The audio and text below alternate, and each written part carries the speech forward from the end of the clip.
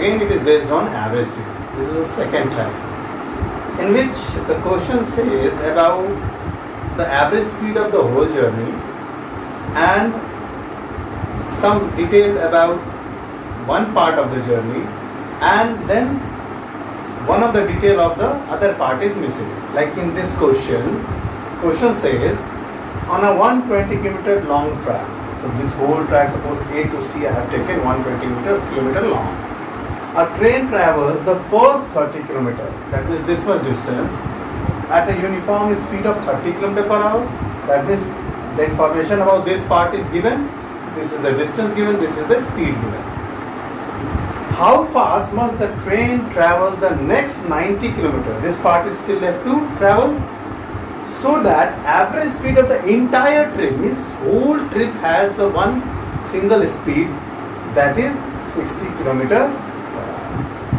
So means in this part we have to find out with what speed the train should travel, so that the average speed of the whole journey becomes how much? 60 km per hour. So how to deal this type of question? So one fact is clear, that whether you travel in part, the time taken during the traveling this part, when we sum it up, when we club it up, when we add, the time for the whole journey should come out, because the whole journey has been done in the parts, and the time taken in the whole journey is equal to sum of the time taken for covering different parts of the journey. So on the basis of that, suppose this is 30 km and this is 30 km per hour is the speed for this part, and for this 90 km is the distance and the speed is missing, that we have to find out. That is the question, that with what speed we should travel, so that the speed of the whole entire trip is considered to be 60 km per hour. So suppose I am just taking it x km per hour. Now the time for the whole journey should come, I have written total time for the entire trip should be equal to total time for A to B, this part, plus total time for B to C, because this is the whole journey. Now for getting time for the entire trip, we should take the total distance of the trip as well as the speed during the trip. So as per information given in the question, the total track is of 120 km long and the average speed by which we have considered that whole motion has been travelled is 60 km per hour. So for whole track, what will the time taken? So 120 km is the distance, average speed was 60 km per hour. So according to that, as we know the formula, time is equal to distance upon speed. So distance 120 upon 60. So what is coming here? 2 hours for whole journey. Now when we come to the time taken for the covering different part, so from A to B. So A to B, again we will take distance by speed. So now when I take time t1 for this part, the distance is 30 km, speed is 30 km per hour. So when we cancel, we get 1. What about the time taken during BC part? So again we will take the distance by speed. Distance is 90, but speed is missing. So we have considered as x km per hour. Now this is 2, this is 1, this is 90 by x. So when 1 will come to this side according to mathematical concept, it will become 1. Now 1 is equal to 90 by x. Now x will become 90 km per hour. So with this speed, that means 90 km per hour speed, if we travel, then the average speed of the whole trip, entire trip, will be equal to 60 km per hour.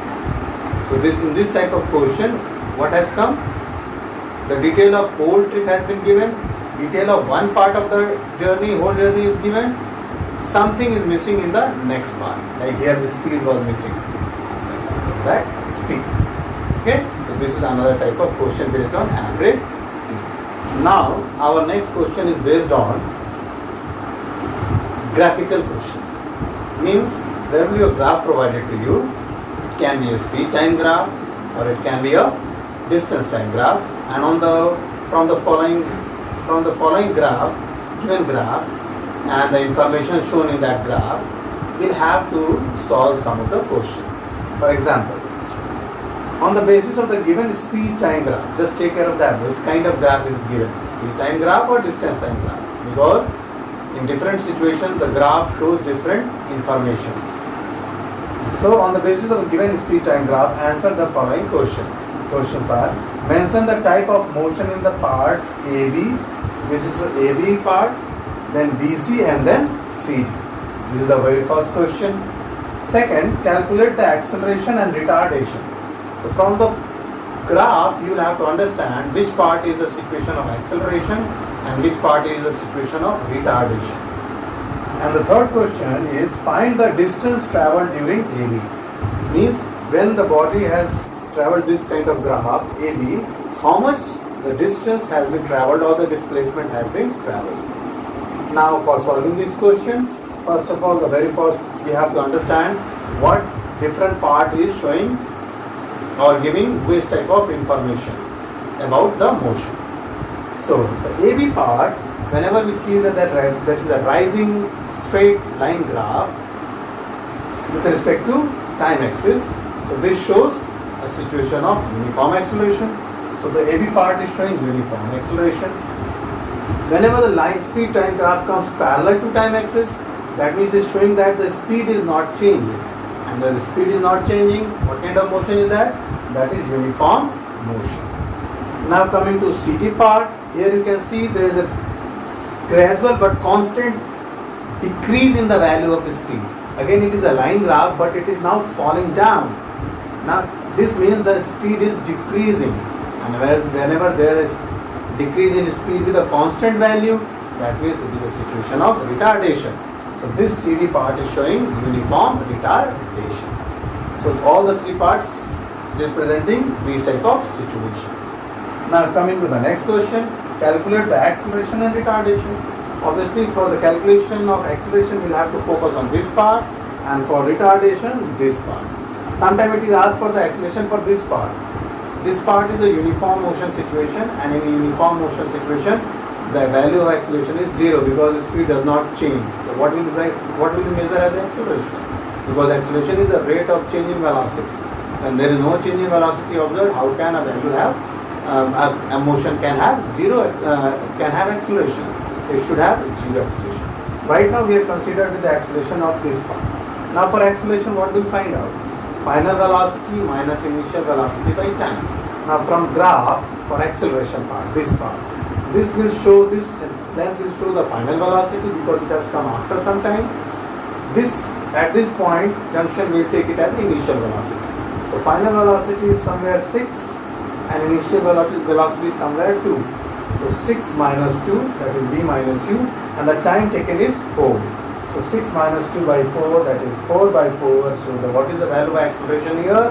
1 meter per second square. Then what about retardation? Do we have different formula for retardation? No, because it's a constant retardation. So it will have the same formula. Only the choice of initial and final velocity becomes different. How come? Now, for this retardation, v minus 2 by t, the same formula we are using. But here the final velocity will be taken 0 because now it has no height. It has lost its height. So lost its height in the graph means it has become, final velocity has become 0. That means the body has come to rest. So in that situation the final velocity is 0. But initial velocity, since we have considered the retardation part, so retardation starts from here. So at 10 seconds it is starting.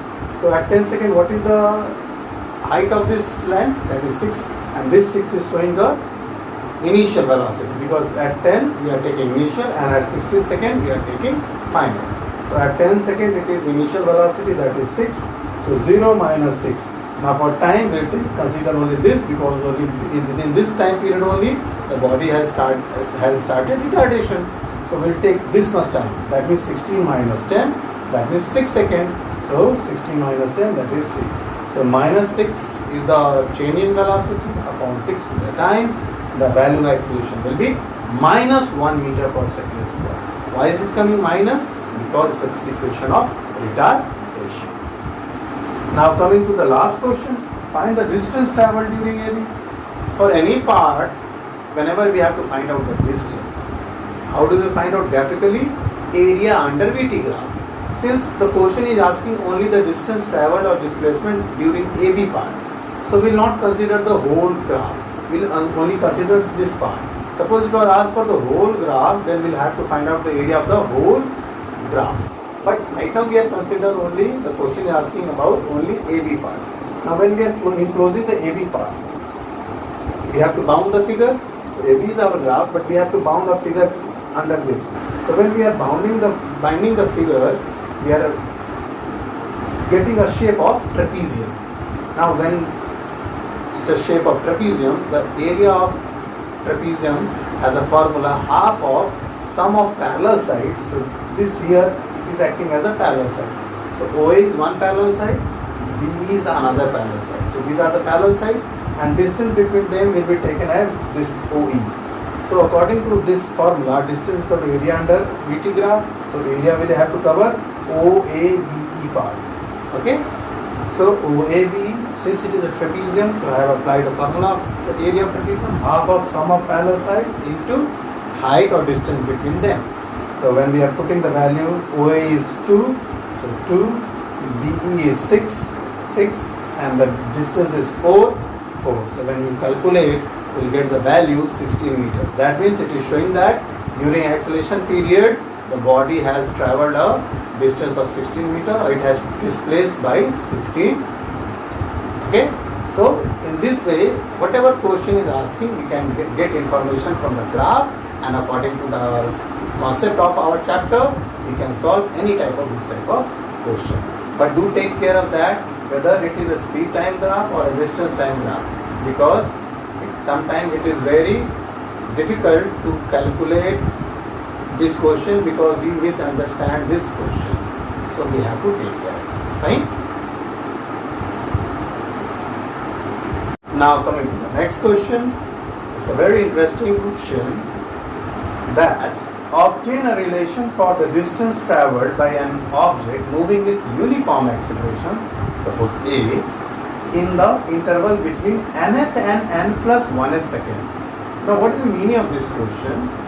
In simple words, suppose two consecutive time, like 4th second and 5th second, or 10th second, 11th second, or 20th second, 21st second. So this type of times are there, and within these two consecutive times, what is the distance travel?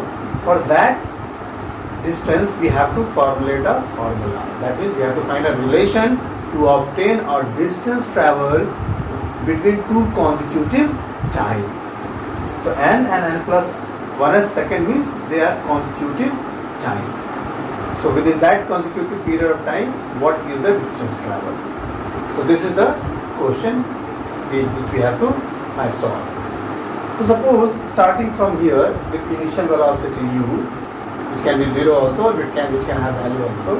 Suppose after n second, we observe the body has reached to a displacement of Sn with a uniform acceleration A and initial velocity u. So according to our equation of motion, the displacement is equal to ut plus half t square. So u is the initial velocity, time we have taken n. So u into n plus half a t square. T square means again we are taking the displacement after n second. So we will take time as n. So we are getting this expression for the displacement of the object after n second. According to which equation of motion? S is equal to ut plus half a t square. Now after n plus 1th second, again the object must have reached has traveled some distance, or has done some displacement. So from here if we count, suppose it has reached somewhere here after n plus 1th second. Now for s plus 1th second, the displacement will be, according to this expression, will be u into, now time we are taking n plus 1. So ut plus half a, again t square. T square is now n plus 1 whole square, according to the same equation of motion. Now this Sn is showing from here to here displacement. Sn plus 1 is showing from here to there displacement. But we are interested between these consecutive time interval. So for this gap, suppose we are giving the value of x. Now to get this value of x between these two times, can we take this whole displacement minus whole displacement, this displacement? So that means for getting x, we are just subtracting the distance travel at n plus 1th travel time minus distance traveled after nth time. So Sn plus 1 minus Sn. So this is the difference to get this value of x. This minus this. Now when we are substituting the expression for Sn plus 1 here we are substituting, and for Sn we are substituting here. Now according to mathematical concept, now un plus 1 we can, u into n plus 1 we can take un plus u, and then from minus un, because they are somewhere similar terms.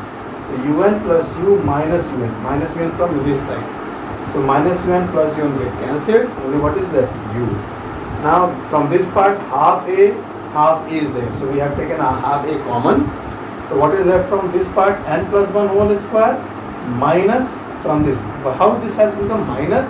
Because this minus will change the sign to minus. So minus half a we have already taken out as a according to distributive property. So what is left? N square. So finally we are getting expression u plus half a common, n plus 1 is whole square minus n square. Now when we further simplify this according to one of the identity of mathematics, a square minus b square, what comes? A plus b, a minus b. So this part has been already cancelled, u and u, so u is left, a by 2, that is we have taken out common, so a by 2. Now in bracket n plus 1 plus n, so n plus n will become 2n, and 1 is the 1, so 2n plus 1. Where has this part gone? Now n plus 1 minus n plus n will get cancelled, so only 1 is left, so 1 with product will have no value, means no effect will be there, so it will be 2n plus 1, and finally we get this expression x, that means the gap between the distance traveled between two consecutive time interval will be u, means whatever initial velocity you have, plus a by 2, whatever expression you have given to the object, plus 2n plus 1. 2n means 2 times whatever first period of time was there, and plus 1. For example, if we ask for 4th and 5th second, okay, the question is asking what is the distance between 4th and 5th second. So nothing you have to do, u will be given a by 2, for n you have to take 4. So 2 times the 4, that is 8 plus 1. So what will come? U plus 9a by 2. Suppose it is between 11 to 12 second. Okay. So what will do? Again for 11 you will substitute n for 11. So 11 to the 22 plus 1, that is 23a by 2. So in this way, whatever time interval is given, you substitute the value and you will get the distance between two consecutive time intervals. Okay. So this is one of the expression.